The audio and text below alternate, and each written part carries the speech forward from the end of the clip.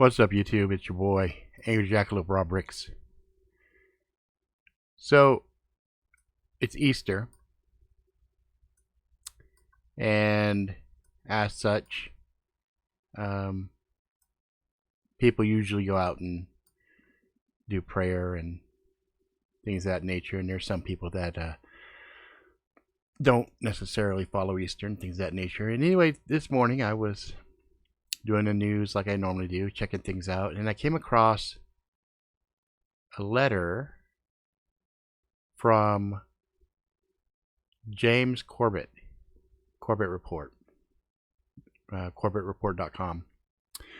And the letter struck me in such a way that I felt I should probably read it, because I know a lot of times people aren't necessarily don't necessarily like to read. So maybe if I did a video reading his letter, it would help to explain some, well, not explain some things, but kind of frame some things as far as the urgency in which things are happening around us. Anyway, I'll read the letter and then I'll share my thoughts after. A Letter to the Future by James Corbett. April 11th, 2020. The lamps are going out all over Europe. We shall not see them lit again in our lifetime. World War I conspirator Edward Gray. I do not write these words for my contemporaries. We are the damned. It is our lot now to watch as the lamp of liberty is extinguished, our burden to bear witness to the final flickering of the flame of freedom. No, I don't write these words for my peers. I write them for those yet to come, the inhabitants of that future dystopia whose birth pangs we are experiencing. The remnant of once free humanity who might, through some miracle I can't even imagine, come across this electronic message in a bottle. I know that it is almost hopeless, that the chance of these words surviving the coming internet purge are slim at best, that even if, against all odds, this message does wash up on your digital shores, that the chance of these words being understood by you is even slimmer.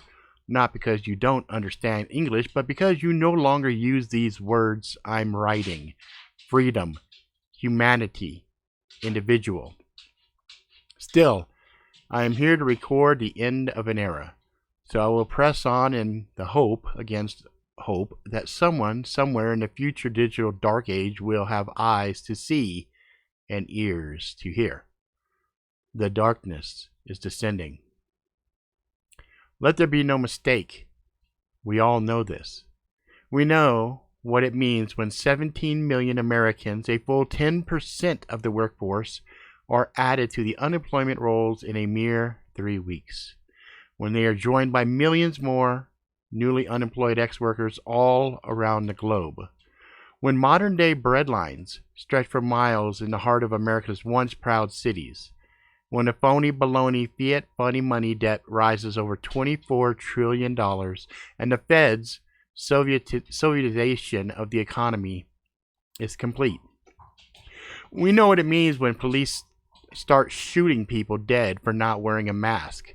When drones police quarantines from the sky and robots police lockdowns on the ground. When governments admit to tracking every movement of every citizen and begin internal checkpoints where digital immunity passports determine who may pass and who must stay in their home. We know what it means when billionaires start telling us that only in their new experimental mRNA vaccines will be able to release us from this nightmare. When they threaten to mark us with invisible ink tattoos to ID the vaccinated. When they tell us that we will not be able to buy or sell or participate in the economy until we can prove our immunity. It means that the Corona World Order has arrived. Oh, sure, some still deny it, but they are only fooling themselves. They're afraid to admit that it's true. Many are still under the old conditioning that told them to bleat conspiracy theorists at anyone questioning authority. We have a name for that kind: sheep, or sometimes sheeple. The masses in our day are kept in the pen by jackbooted sheepdogs of the police state and led along by the political puppets who act as their shepherds. Occasionally, a wise old-timer in a flock cottons on to the game, but the shepherd has only ever fleeced the flock before, so he resigns himself to his fate. Why struggle? It's mostly painless. Never did the sheeple suspect that some day the shepherds would lead them to the slaughter. It's a term of derision, of course, sheeple, but I like to think it doesn't just speak to our stupidity, it speaks to a naivety and innocence. We are trusting and gentle creatures by nature, peaceable, cooperative. That is nothing to be scorned. If it weren't for the predators in our midst, our failings could even be counted as virtues. But I'm not here to say that.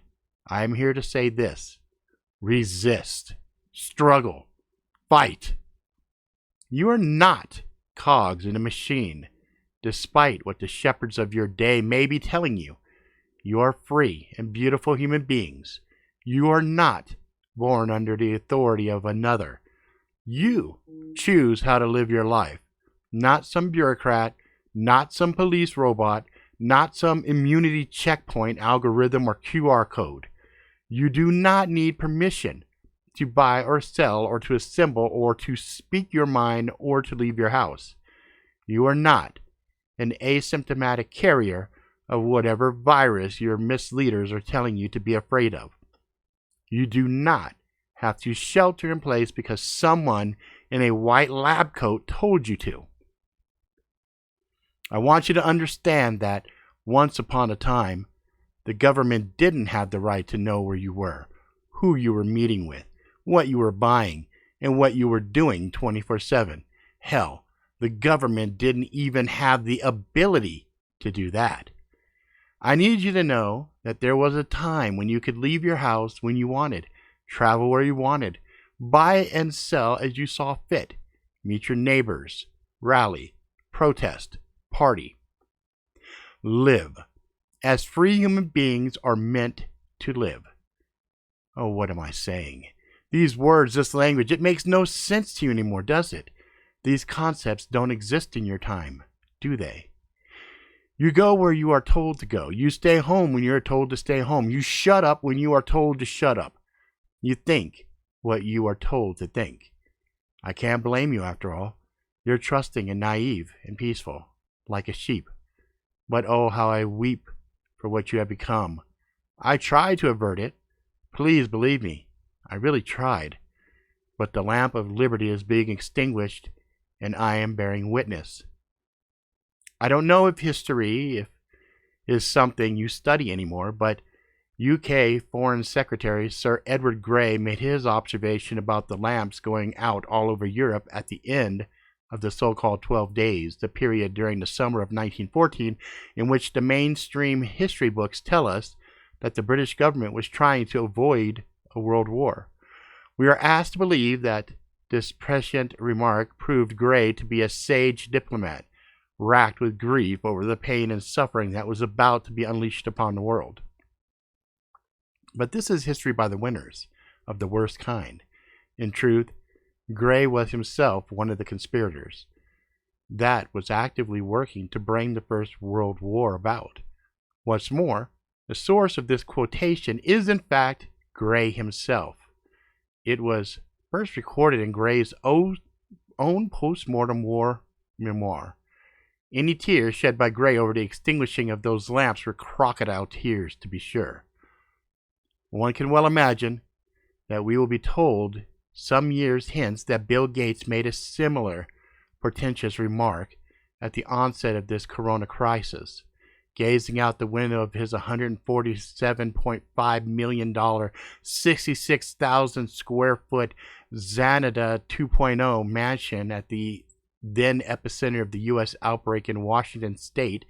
Gates' post-corona memoir will no doubt tell us that he remarked to the underling that the lights are going out all across the globe, We shall not see them lit again in our lifetime. But his memoir will no doubt fail to inform us that he was smirking as he said it. To my children, or my children's children, or whatever remnant of once free humanity happens to unearth these words in that God-forsaken future we are goose-stepping into, I'm sorry. I failed you. We all failed you. But remember this. As long as the blood of your forebears flow through your veins, the lamp of human freedom shall not be extinguished forever. Let it shine, dear sheep. Let it shine. That was a hell of a document. I have goosebumps right now as I read this. My heart aches. All right, guys. I was going to say something about it at the end, but you know what? I'm done. I wish you all the best. I'll continue to do what I do and hope that Mr. Corbett is wrong.